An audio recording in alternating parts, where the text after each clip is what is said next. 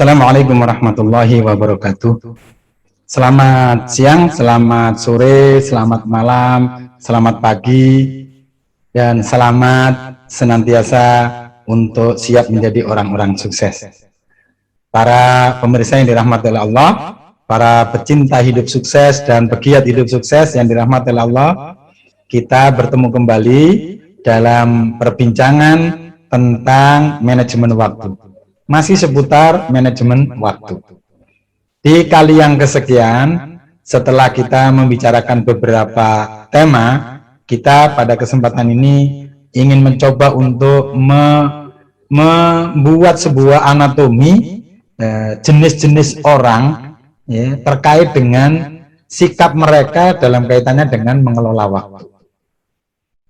Sikap mereka kaitannya dengan mengelola waktu, dan mudah-mudahan dengan perbincangan ini kita nanti bisa mengambil sikap untuk memilih yang terbaik bagi kita dalam kaitannya dengan mengelola waktu ini. Baik, para pecinta kehidupan sukses bermartabat yang dirahmati oleh Allah Subhanahu wa taala, saya ingin mengajak merenungkan bersama pada kesempatan ini tentang ciri orang sukses. Kaitannya dengan masalah penggunaan waktu.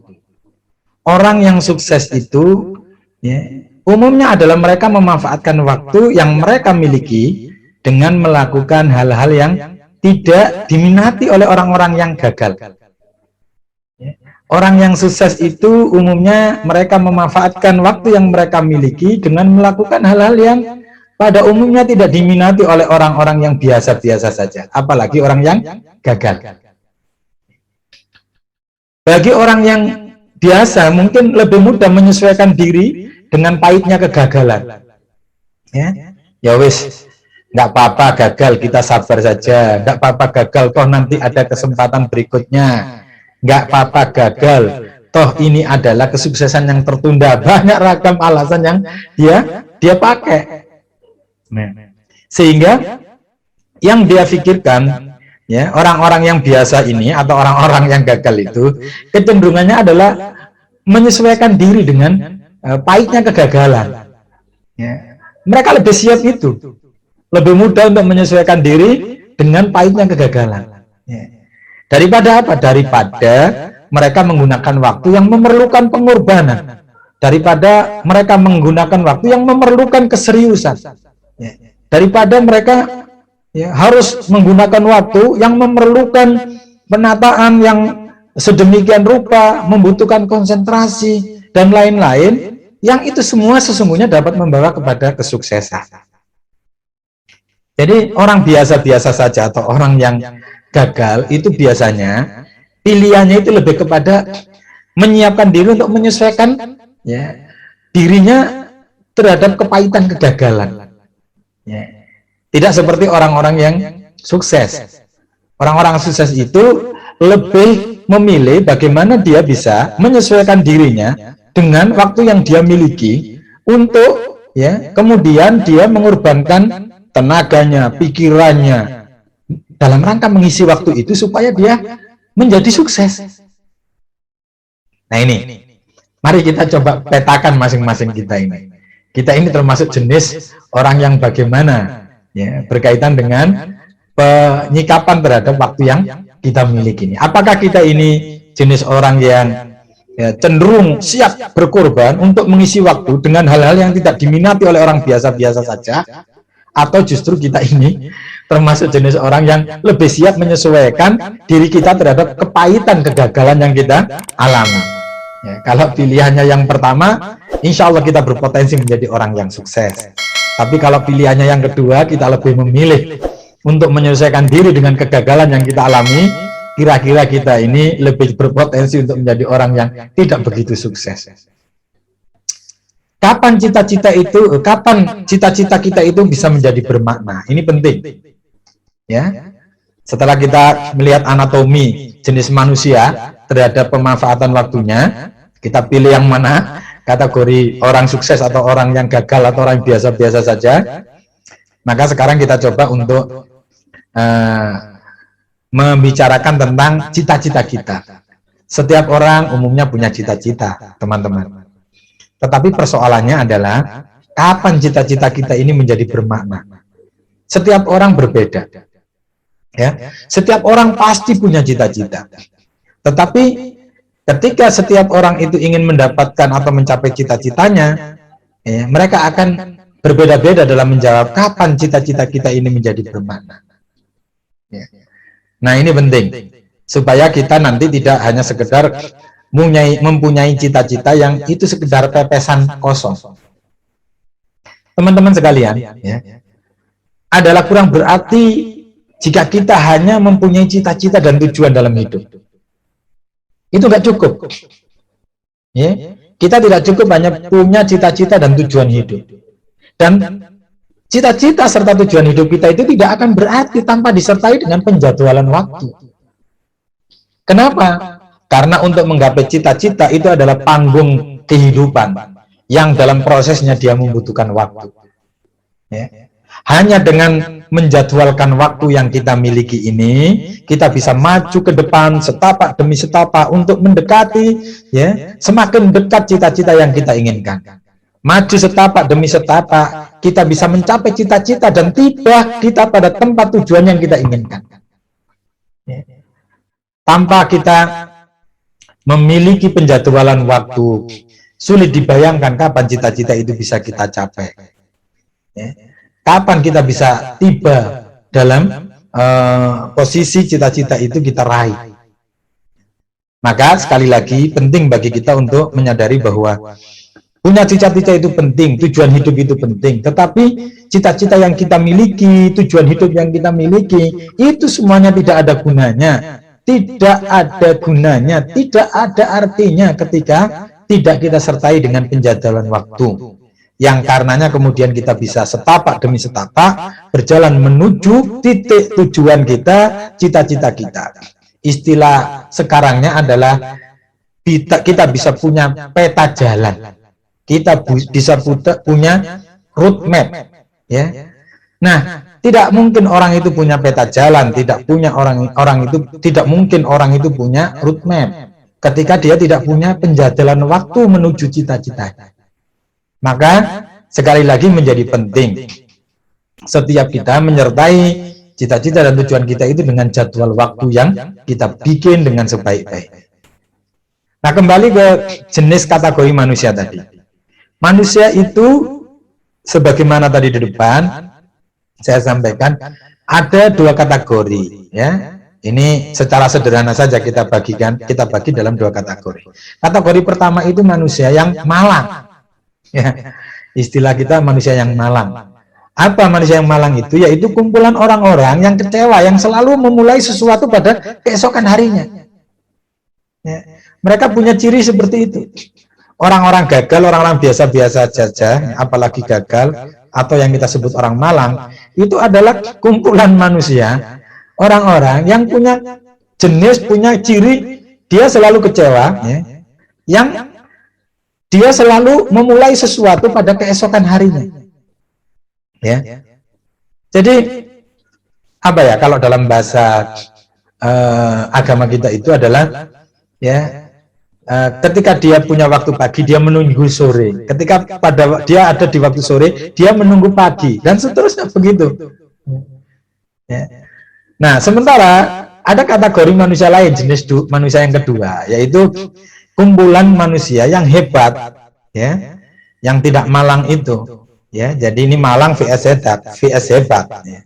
Nah, orang hebat ini adalah kumpulan manusia yang dia ini selalu bersedia melakukan sesuatu sekarang juga, ya. Bagi mereka tidak ada hari esok, ya. Kalau dalam bahasa agama kita itu, ya, fa idza faragta fansab. Kalau sudah bisa sudah selesai mengerjakan satu kerjakan pekerjaan berikutnya. Terus begitu. Tidak ada hari esok. Ketika sesuatu bisa kerjakan hari ini, tidak perlu menunggu hari esok.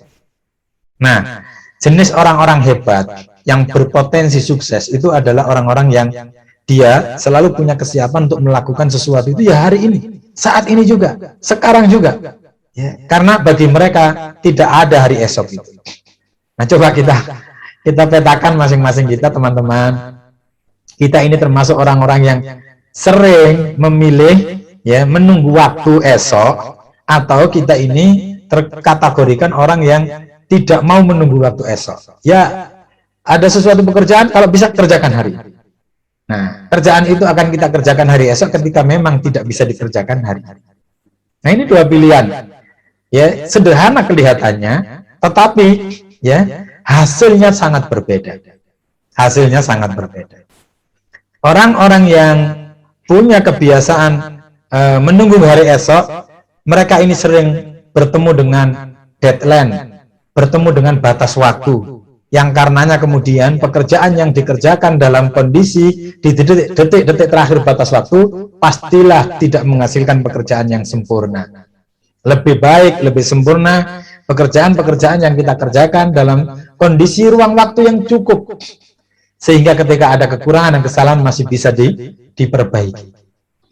Nah, maka mari sama-sama kita renungkan, dan menurut saya tidak ada alasan untuk kita memilih pilihan yang kedua, yakni menjadi kumpulan orang yang siap melakukan pekerjaan, siap melakukan tugas sekarang juga, tidak perlu menunggu hari esok, kecuali dalam kondisi yang memang tidak bisa dikerjakan hari ini atau saat ini. Nah, teman-teman sekalian, yang berikutnya adalah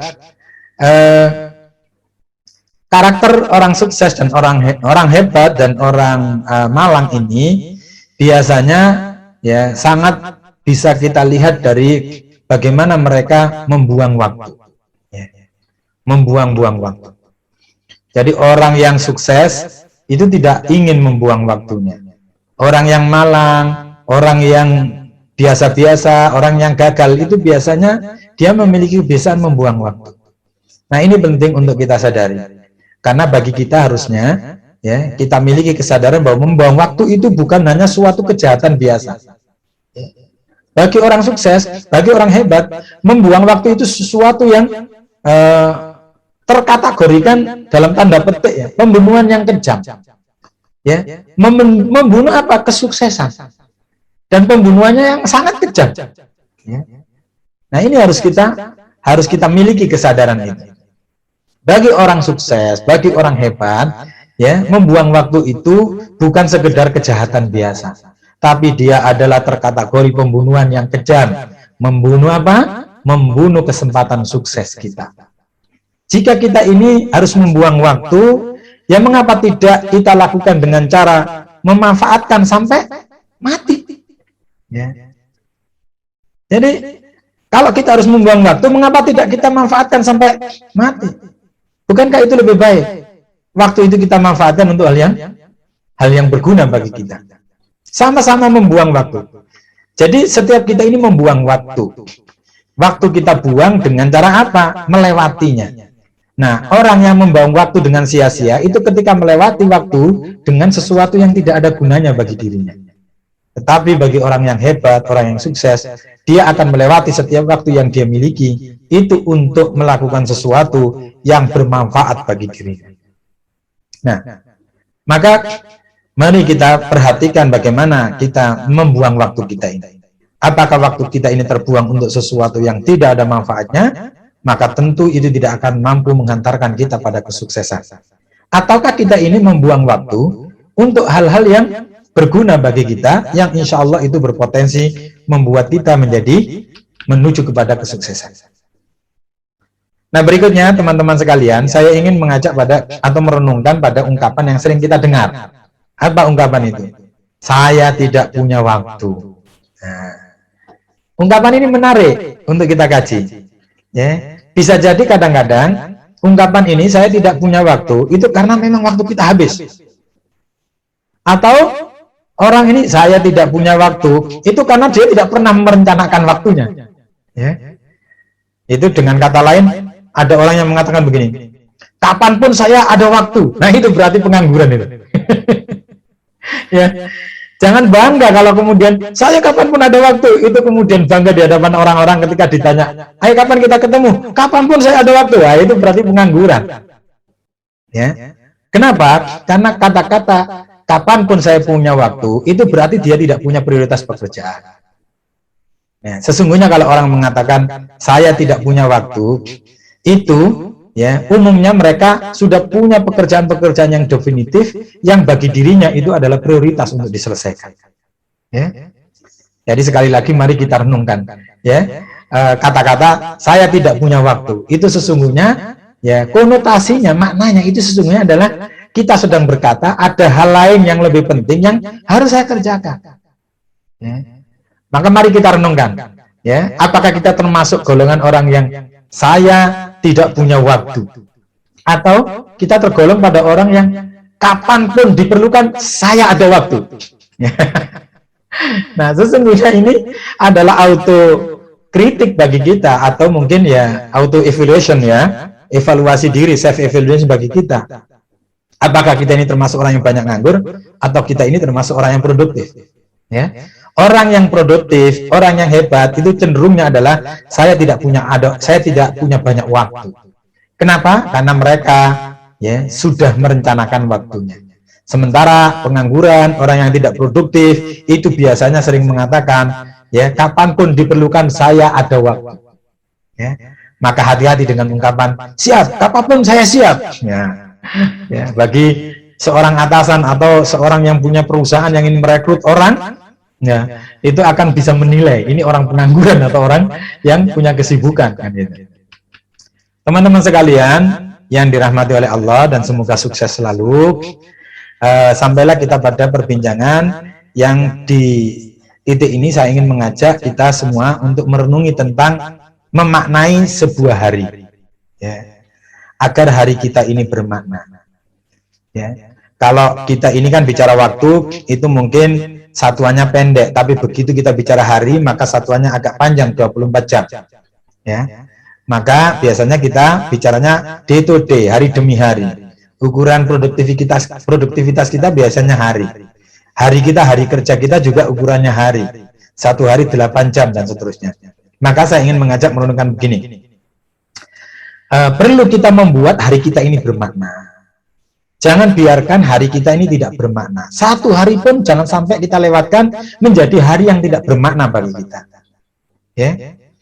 Karena setiap pagi, apabila kita ini terbangun dari tidur, maka buku catatan harian kita ini sebenarnya sudah dipenuhi dengan 24 jam. Ya. Dengan cara meneruskan tidur saja sampai besoknya, itu sudah selesai, 24 jam habis. Ya.